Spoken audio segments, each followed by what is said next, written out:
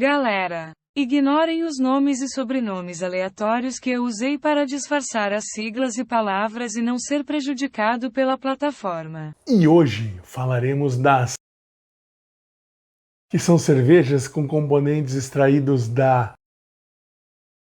Dentre esses componentes podemos citar o e o. Fique até o final para ver o que eu e outros bebedores de cerveja achamos desse tipo de cerveja. Vem comigo! E olha, para não me complicar com o YouTube, eu vou chamar a planta de a prima do lúpulo ou somente prima. Até porque, botanicamente, elas são da mesma família. Ah, já ia me esquecendo. Olá, amantes do pão líquido, tudo beer? Sabemos que, em alguns países, o uso da prima já está completamente legalizado, inclusive recreativamente. Países esses como Canadá, Holanda, Uruguai e Jamaica, acreditam? A Jamaica, surpresa, né? Já em outros, como é o caso do nosso Brasil brasileiro, só é permitido o uso da prima do lúpulo para fins medicinais. E ainda há um terceiro grupo, que por exemplo está os Estados Unidos, em que existem estados nos Estados Unidos que permitem o uso restrito. Existem outros estados que não permitem o uso irrestrito. Existem ainda outros estados que permitem o uso somente na forma medicinal. E ainda tem 2 estados que estão decidindo sobre se liberam ou não liberam a utilização. Além desses 2 compostos que nós falamos anteriormente, que começa com T e que começa com C, também são extraídos outros compostos, como esse aí que você pode ver na tela. Eles são chamados de... E agora, vocês devem estar se perguntando, tá, Roger, mas qual é a diferença entre a substância que começa com T e a substância que começa com C?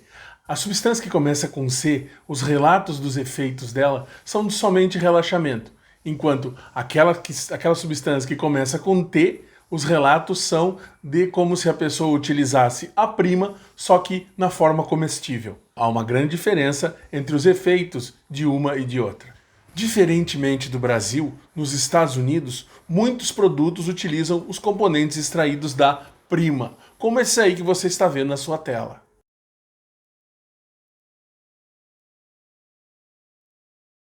Logicamente que vendo todos esses ramos da atividade, a indústria da cerveja não iria ficar atrás. E já existem muitas cervejas que utilizam também os componentes com C e com T na sua composição.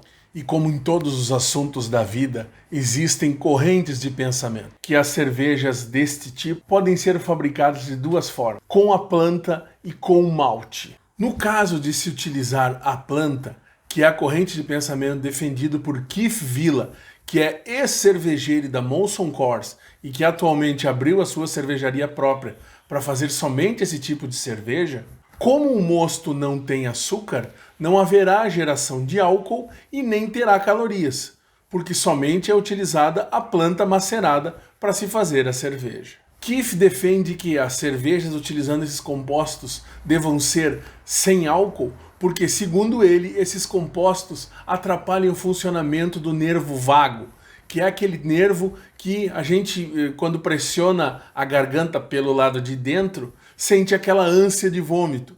Aquele tempo que a gente levantava da cama para botar o dedo na goela para o quarto parar de girar. Além disso, Keith defende também que os efeitos do álcool já são amplamente conhecidos. Para que misturar os efeitos novos com os efeitos velhos do álcool? Por isso ele quer dar simplesmente notoriedade a esse tipo de cerveja. Recentemente, Keith excursionou pelos estados onde a utilização é permitida, defendendo as ideias da produção desse tipo de cerveja. Inclusive, ele tem um livro, que é esse aí que você pode ver na tela. Inclusive, aqueles que defendem a utilização de malte na fabricação desse tipo de cerveja, defendem que o teor alcoólico deva ser superior a 8, porque esse teor alcoólico ajuda a extrair os compostos que são interessantes na cerveja.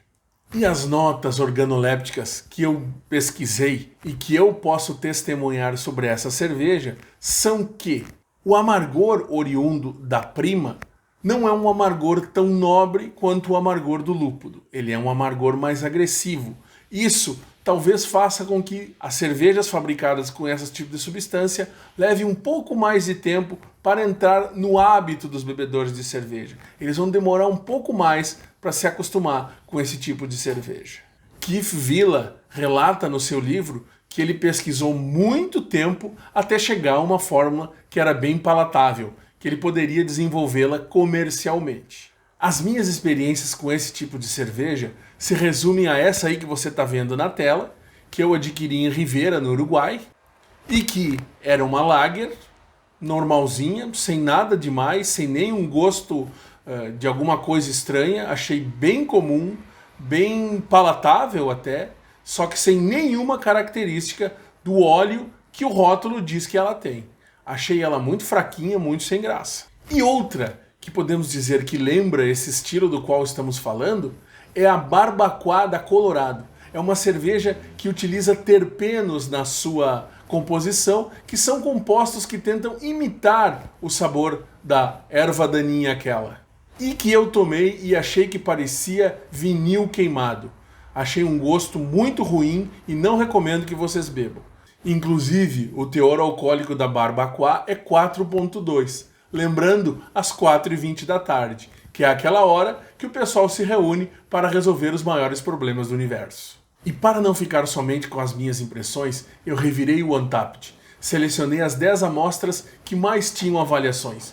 Cheguei a um número de avaliações maior que 90 mil. E, para minha não surpresa, a média das notas que eu obtive dessas avaliações não chega a 3, sendo que o máximo é 5. Ou seja, se a escala fosse até 10, as cervejas não tirariam nem 6, o que, vamos convir, é muito baixo. Isso só vem a sinalizar que é um tipo de cerveja que ainda não é agradável ao paladar humano.